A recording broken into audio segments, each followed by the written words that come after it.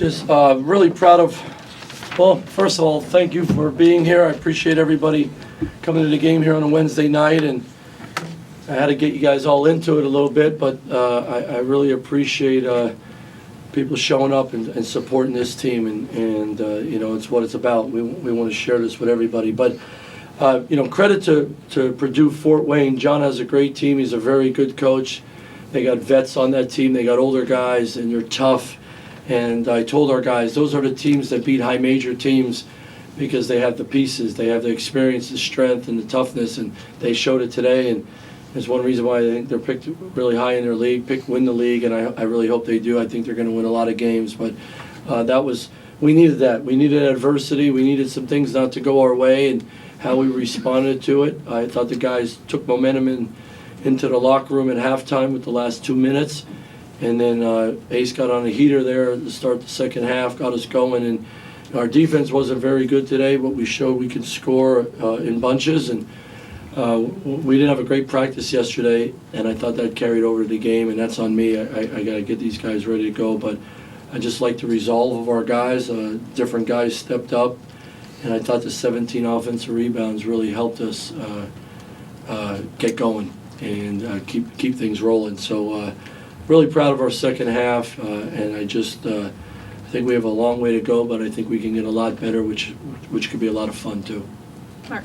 Mike, they were beating you in some hustle areas. At least it looked like that from my perspective. Offensive rebounds, you weren't really turning them over.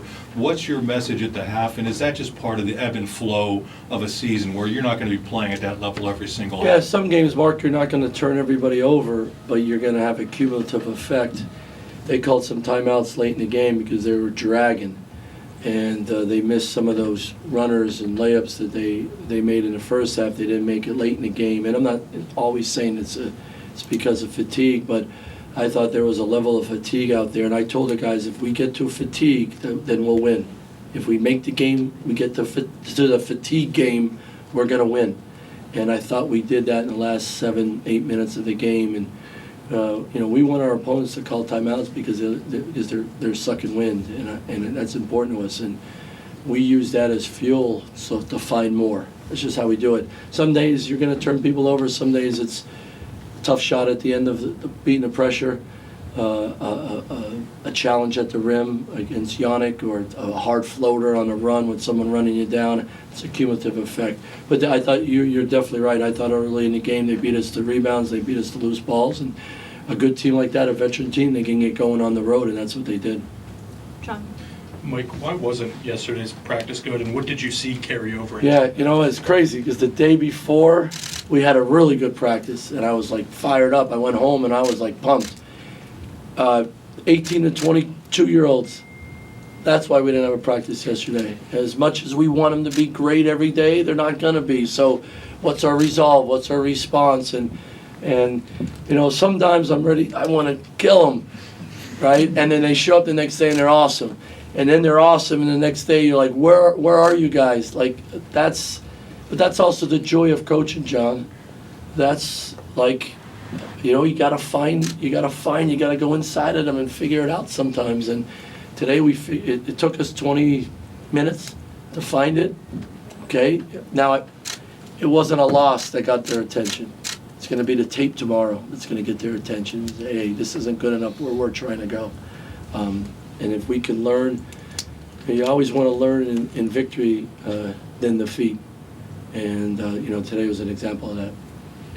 Coach Ace had 15 points, 4 for 4 from 3 in the second half, but he also had 9 assists. Can you talk a little bit about his ability to be a complete player and how he can go into that killer mode and then also help out his teammates? Yeah, he was plus 21 in the second half because I think he was minus 7.5. I thought he was not sluggish. I never say Ace is sluggish because he competes, man, but he wasn't playing with a little bit enough juice, pace. And I just said to him, if you don't play with pace, what do you think your teammates are going to do? And just thought played with a little bit more edge, a little more pace. We put a lot on him. You know, we all know he's guarding another team's best player. He's pressing. He's getting pressed.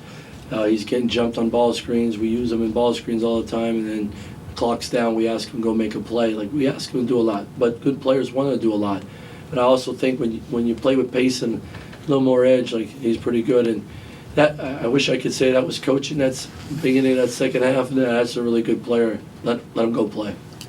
Mike, you talk about getting Competition here. you talk about getting this team's attention without it being a loss. Is Yeah. that the mark of a mature team? And how important is it to be able to, not have that setback in order to take these steps? Yeah, I mean, it doesn't always have to be an older, mature team, but that really helps, right? Let's, as I always say, let's have real talk, fellas. Real talk. That first half's not good enough. Our defense today is not good enough. They all agreed.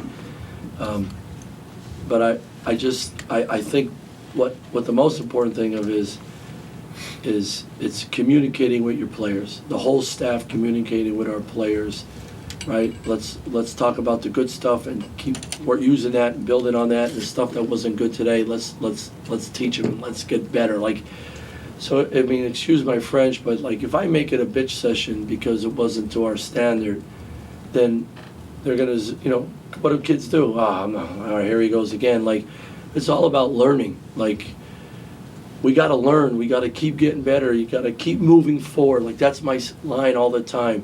For the young guys that aren't playing enough, work while you wait, right? Work while you wait. If you're out there and you make some mistakes, own the mistake and get better. And then that's where the staff comes in. And if you're high-level communicators as coaching staff with your players, I'm going to sit down and watch tape with some of our guys, and it's not punishment. It's only about getting better. And if you have that mentality in a program, then there's a lot of growth. I think that's the most important thing for us. And I used to yell all the time because that's what I thought you used to do when I was a 25-year-old coach, and I realized, man, I tuned the coach out too. So it's all about growing and growth and moving forward. That's the key. Coach, Nick brought a lot of energy in the second half tonight. Just what did you see from him, especially down the stretch? He's the juice maker. I'm serious. He's the juice maker. He brings juice. He brings joy to the gym every day. His smile's infectious. He has got an edge. He played for a great high school coach and program at Vashon in St. Louis where, I mean, if you showed up, you got to work and you got to get after it. But he loves competing. He loves basketball. And he could do so many different things that impact winning. And, of course, he got some steals, and you saw what he's capable of doing to the rim. But, like, he was blowing up screens. He was helping. And, like, that's winning basketball. And I always tell these guys, like, you leave your mark on a program not by your stat line, by do you impact winning? Do you help your team win? With him, check all the boxes.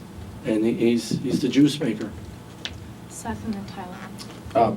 Hi, right here. Moving over. I Yeah, can just I know. get a chair, man. Do you have a status update on Eli and Miles? And also, how have you seen them kind of handle this Like period? mature. Yeah. So Miles is getting closer. You know, there's protocol to his injury. So, but he's working with me and Big B and our staff, and he's jumping into practice. But certain things are still off, but he's getting closer, and I'm excited about that. And you know, Eli just has a recurring injury that we just got to keep our eye on here and all that stuff. And he's doing a heck of a job working on it. The poor guy's living in the training room trying to get back. But you know, you guys have heard me say it. I don't care about the games. My number one thing with these guys is their health, their safety, and their wellness. And that's number one. We're going to make sure these guys are 100. We're going to make sure they're healthy and right before we put them back out there. Coach, right here. You guys had 25 assists tonight. When this team gets rolling offensively, you know, what is it like just to be a part of that, you know, on the sidelines? How connected? Heck, I'd rather is this? play than watch. You share the ball like that, it's just fun, right? You know, that just says about they're playing the right way, okay? They're playing the right way, and there's enough opportunities for everyone to get their piece, as I say. And like, you know, you guys don't understand this, but the hardest thing coaching these days is keeping the noise outside, so our guys play the right way and be all about winning. Man, you got to get yours. You got to do this, man. You got to get coach to put you in this position. You got to get your touches and your shots. Man, one day it's your turn. The next day it's somebody else's.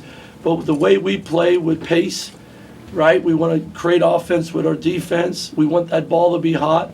Who cares who gets the credit? You know what I mean? It's all about Penn State getting a score, Penn State getting a stop, and Penn State getting a victory. And if you have that mentality, like I always say, you be all about the name on the front, the name on the back will prosper. I totally believe that would, and I learned that when I was in school. I always said I was a selfish winner. I wanted to win so bad. I'd crush my teammates. I would talk back to my coach, and then, man, my sophomore year, it was an epiphany. Why am I so mad and so emotional about playing the game I love the most? It's the thing I love the most. Man, be about your team. Be about all the right stuff. Whatever the coach says to you, it's for one thing and one thing only, to make you and the team better. So the heck with all the noise. And we're trying to get these guys to understand that. And that's hard because they hear stuff from home. They hear from their boys. They hear stuff on social media and all that stuff. But, man, if you can do that for a long period of time, your growth and the impact you have on your team would be awesome. And I talk about it all the time. I have no problem saying it. Say, if you're in the moment here at Penn State, man, you're going to be all right. Coach, I know it's a little bit different level of opponent, but how would you rate Onyxs' impact and also Kachi off the bench? Playing this game after they had their outing against Virginia Tech. I love the Onyxs response from the last two games. Man, he's so coachable. He's so into it. He plays with great joy, and he had got off to a good start. Got in foul trouble for 2 games. I thought he did a great job rebounding, protecting the rim today, finishing through contact. He was getting mauled. He was getting pushed in the back, but I loved that he just kept playing. And there, it doesn't show up as steals, but at the end of the press or on penetration, he comes over and cleans some stuff up for his teammates, and we're off to the races and create offense. That's another weapon we have there. I thought Kachi's toughness around the rim while he was in there and finishing was huge, and we'll get Miles back soon. So we got 3 guys like that with high motors, versatile players. That's what we want. I love how coachable those guys, and like when they mess up, they own it and just move on, and that's how you got to be. Last question. Coach, back here. At the beginning of the season, Nick told me that one word he would use to describe this unit is truthful, and the transparency that they could have between each other in the locker room. How have you seen that, especially today when you're going into halftime with a deficit, and how they respond to your message and also the thoughts that they bring forward about what they can do to be better? Well, you couldn't videotape the first few minutes of the locker room where the coaches are talking and they're by themselves, but you could hear them talking about the first half. Not good enough. Call each other out. And when you're a great teammate and you work really hard, and then you could call your teammate out, it's real talk. There's ownership in that. It's accountability. Holding your but the number one part of leadership is you got to take care of your own stuff first, and then when you hold somebody else accountable, they'll listen because they have respect for you. I think there's a lot of respect in that locker room. I think there's leadership, competitive leadership. They're not afraid to call each other out and move on. I don't think our guys catch feelings, and that's hard because 18 and 23-year-olds, we catch feelings. You guys all know, right? I mean, we're sensitive, but I think this group is a little hardened, a little edge, but I think they get along so well. I never see one guy by himself. It's 3 or 4 or 5 or 6, and you can have real talk all the time. I think that really helps. Thank you, Coach. The students are here? All right, we got to get one question from the students here. Put you on the hot seat. Give him a mic. One student, give him a mic. Okay. Okay. All right, what's your name? I'm Molly. Molly, what year are you? I'm a senior. And where are you from? Rhode Island. Rhode Island, awesome. So you already talked a lot about Ace Baldwin tonight, obviously a huge contributor. He was shut down for a majority of the first half by the other team. How do you prepare going into games like this, especially knowing that other teams are going to come in preparing and try to shut him down, and how do you get the rest of your team rallying when he can't be the one to start the momentum? Yeah, awesome question. Other guys got to step up. Ace doesn't have to get going just by scoring, but I think he needs to get everybody going by getting us into stuff quicker, moving the ball, maybe getting on the break so there's not as much attention on him. But I also think other guys, I think early in the game, other guys got to get into it. But I think the biggest thing, when Ace has pace, we all have pace, and then everybody's a threat that way. And the last thing I'm going to say, I'm sorry I'm taking all this time. So this is to everybody that shows up to games at the BJC, okay? The talk and what we used to say about the BJC and how quiet it is. I'm challenging all of you, right? The old Penn Staters, the middle-aged Penn Staters like me and all the young ones, all the students, every one of us. Get out of your seat, get on your feet, sweat with us, okay? We don't need popcorn at this game. Get your butts out of the seats. We will fight for you guys. I want you sweating with everybody. We should never have the BJC quiet. I don't care how big the BJC is. Like, we're not making any excuses around here. But I need you all. So if you come to the game, man, get some extra Gatorade and some water and sweat with us and get into the game. And for the older people like me and up, right, it's a great day for exercise. In your seat, out of your seat. In your seat, out of your seat. Stand up. All right, it's great for us. For all you young people, get crazy with it. And bring your friends with you all the time. You're not going to get in trouble for being an idiot for 40 minutes. I got your back. But I want to build this program with all of you guys, and I want it to be a fun night in State College every time we play. Has everybody got it? Thanks so much, guys. Appreciate it. Thanks. All right. Thanks, Mike. We are on Zoom Put that on tomorrow social media. on Zoom tomorrow.